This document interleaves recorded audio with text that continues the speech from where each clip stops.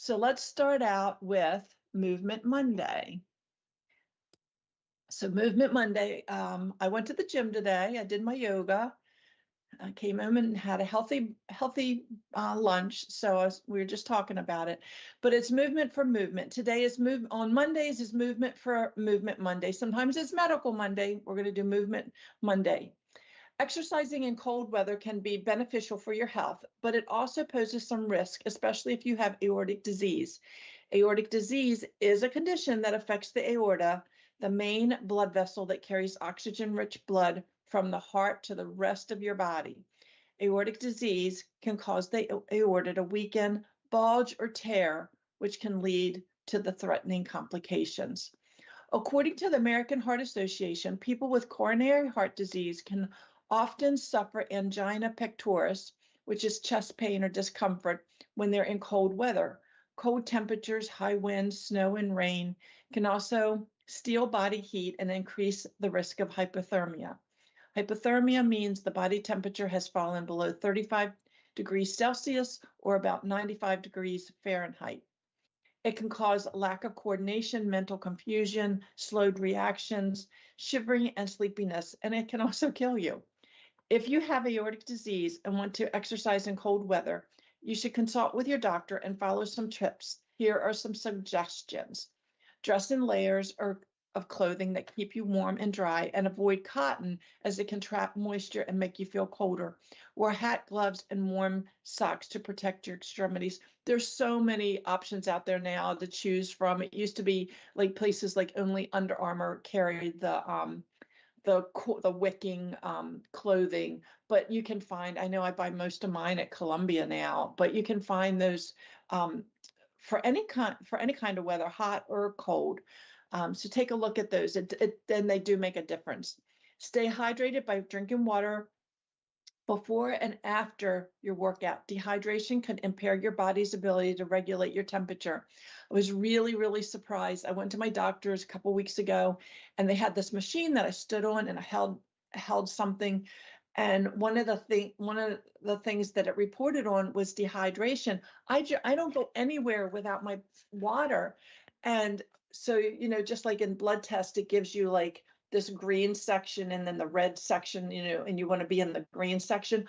I was like right at the red and the green for the lowest hydration. And I couldn't believe it because I drink water all day long. I get up like 2 times a night to go to the bathroom. So I actually have started tracking my water on my Fitness Pal. It's really easy to do. Every time you finish 8 ounces, 12 ounces, or whatever, you just hit the button. But I've been really surprised. You really do have to work to get that hydration in. The next is to choose low impact activities that don't put too much strain on your heart and blood vessels. For example, brisk walking, hiking, raking leaves, or shoveling snow, which most of us probably should not be doing. With frequent breaks may be suitable options. Avoid sudden exertions or activities that involve holding your breath or lifting heavy objects. I will say,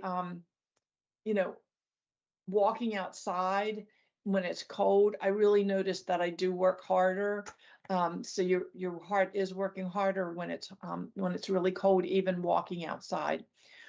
Warm up properly before going on your exercises, starting your exercise, and cool down gradually afterwards. This can help prevent injuries and reduce the stress on your heart. Monitor your symptoms and listen to your body. If you experience chest pain, shortness of breath, dizziness, nausea, or any of the other signs of distress, stop exercising and seek medical attention. And this is where I would say it's a really, really good idea to keep some notes. What are you seeing patterns that you can report to your doctor, or if you're lucky enough to have access to a trainer, that you can report to them, because it makes a huge difference when you can see a pattern of what's happening. I know for myself, I can do a 45-minute high intensity like cardio exercise, like something like Zumba. I can't do an hour. So I can only pick those classes that are like 45 minutes. Once I get into the 45 minutes, I start getting dizzy, which makes me get scared. Then I get upset in my stomach, and then I quit. So I played with it, and I've found out that working at an even intensity for about 45 minutes works for me. So find what works for you. And exercising in cold weather with aortic disease can be challenging, but not impossible. With proper planning and precautions, you can enjoy the benefits of physical activity while minimizing the risk. There are so many different types of exercises out there right now that I really would encourage you, even in the wintertime, to find ways to exercise, some way of moving. I recently discovered, and this is apparently all across the United States, I don't know if they have it for guys, but there's a group called Girls Who Walk. And I know I was looking into it, and they're all across the United States, and some of them walk for 2 miles. Some of them get together and walk 4 to 6 miles.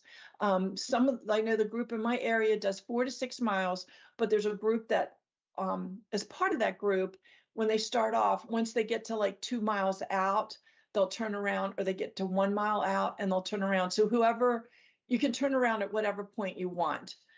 You just track it. And in my area, they walk on Tuesdays and Thursdays, unless it's horrible, horrible weather out. No matter how cold it is, they've still been going, even if we've had like some drizzly rain. If you want an inside activity, check out. I've been going to gyms since I was in my 20s. I've always had a gym membership, and I will say, over time, my needs in the gym have changed, especially with aortic disease. The one that I'm finding that I like the best right now is the YMCA. I've had really, really good luck with their classes. They offer a lot of chair classes. They offer a lot of classes that are less, it'll be like the same class, but less intense. Almost every YMCA has a pool, and they have a wonderful range of options for pool, whether you just want to go in and they do like walking in the water, or you can do like a whole aerobic workout in the water. So like, don't just assume that because you did it in the past and it's hard now that you can't change your workout routine or the way that you move. Just get out there and try stuff. There's plenty of classes that I went to that I didn't go to again. The other thing that I like with the YMCA, and I'm not endorsing them at all, is just one of the things that I've found.